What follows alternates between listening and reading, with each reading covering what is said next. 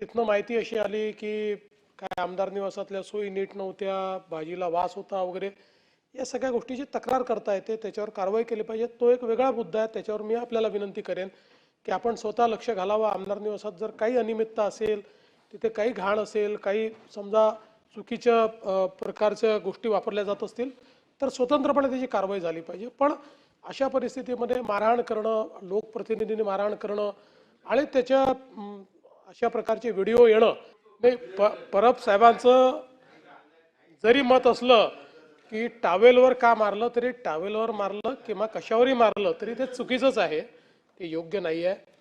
आणि यातनं यातनं यातनं सगळ्या आमदारांबद्दल लोकांमध्ये भावना चुकीची जाते. आपण कुठेतरी सत्तेचा गैरवापर करतो किंवा आपण सगळे आमदार म्हणून आपलं कंडक्ट योग्य नाही, अशा प्रकारचं लोकांमध्ये या संदर्भातली भावना जाते.